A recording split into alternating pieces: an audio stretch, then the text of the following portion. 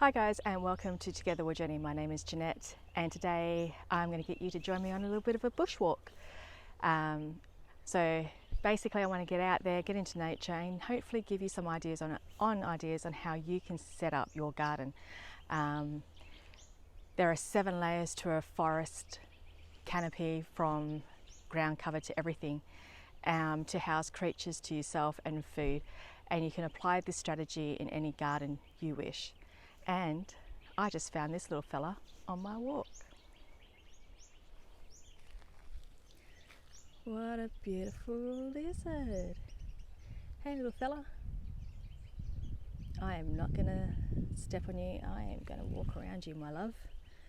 But you stay there.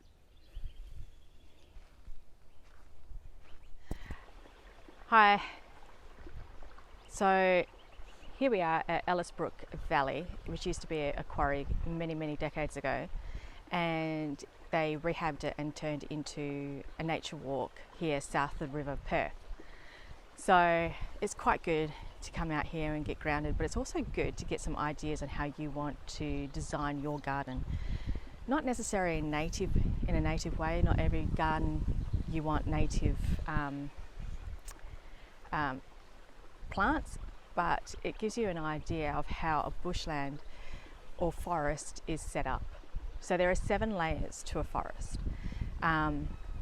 You've got your canopy, your tall trees, like these big boys.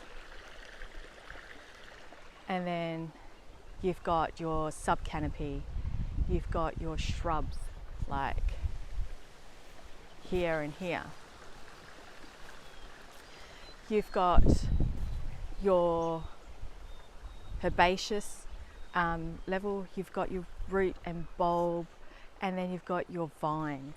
So this area here is just perfect, because in anywhere you go, you're going to get those 7 layers.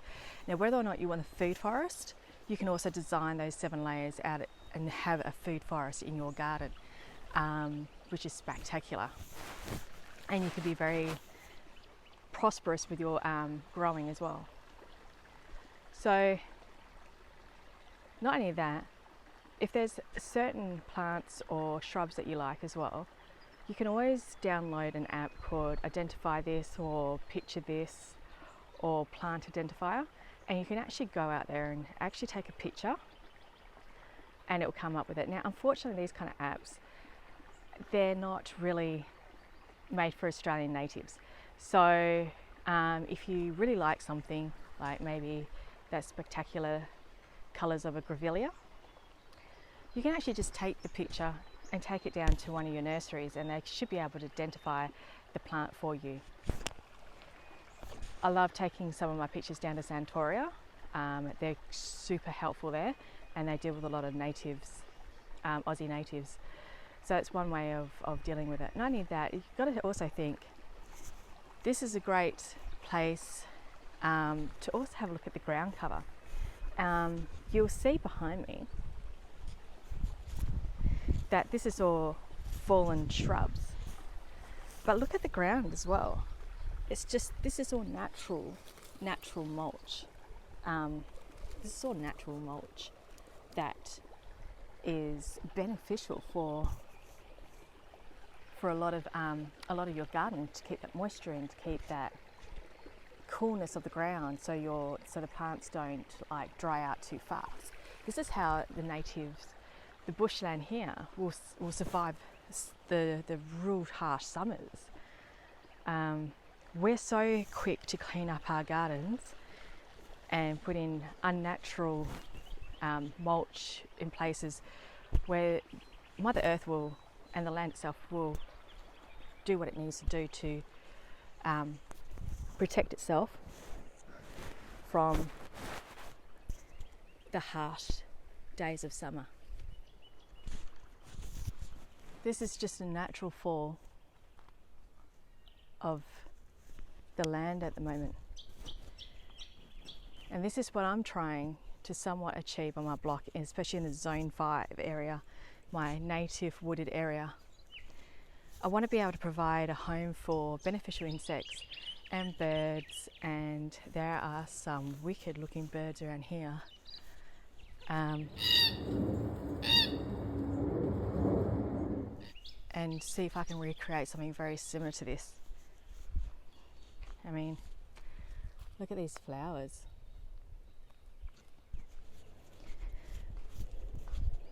So another place as well that you can potentially get ideas is going to your local park. There's some plants there that they may have that may interest you and that you potentially could grow in your garden. There's always somewhere and places where you can actually get a few ideas on what plants you can plant in your area. Your local parks obviously will have a lot of a better clue because it's usually done by the council, and as they try and make it as close to their natural surroundings as possible, they usually try and bring in some of the natives in that area. What I'm seeing a lot of, especially in this area, is a lot of grevilleas,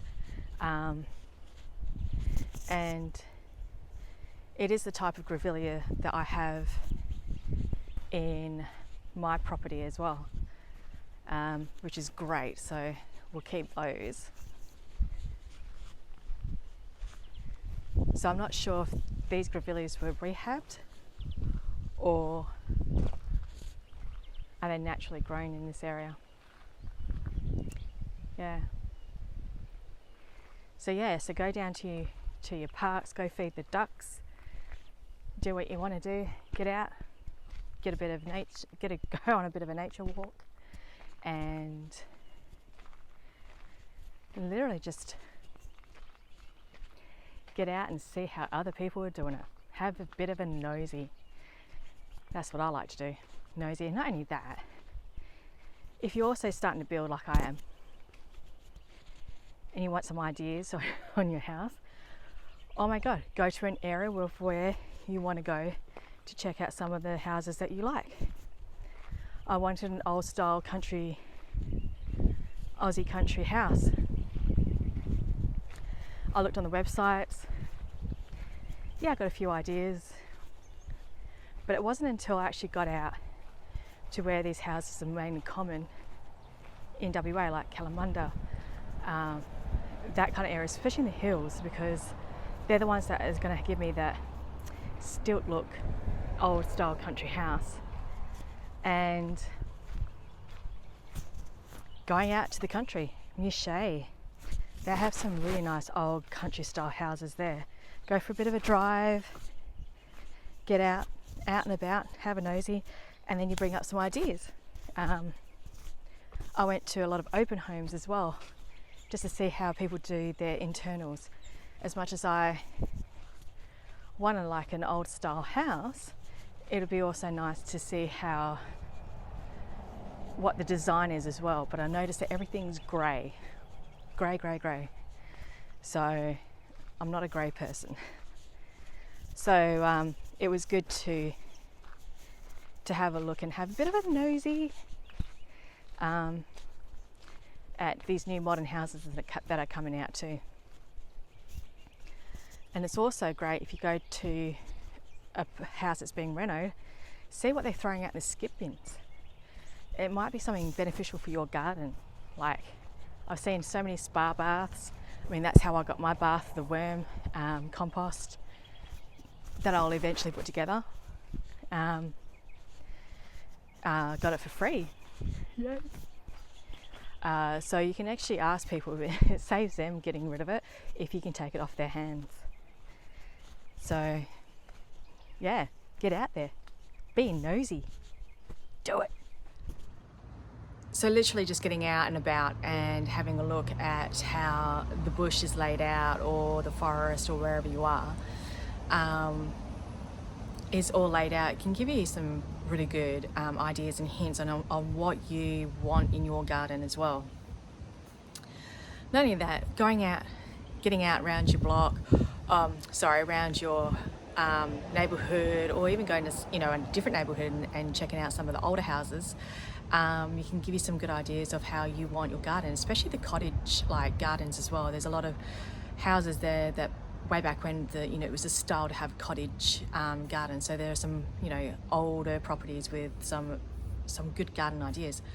But also you can actually go out there and have a look at some of their plants that they have as well.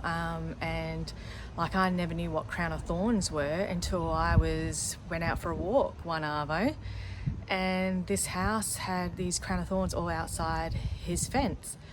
And I was like, ooh, these look good, but nasty. I'd like to get one of these. And then it wasn't long after, he had on his verge all these crown of thorns to give away for free. So I picked them up. So all the crown of thorns, pretty much majority of the crown of thorns that are on my property actually came from this guy. And I got it for free as well. So happy days. But yeah, so hopefully you found today's video informative. If you did, give it a thumbs up and subscribe to my channel. See you next time, guys.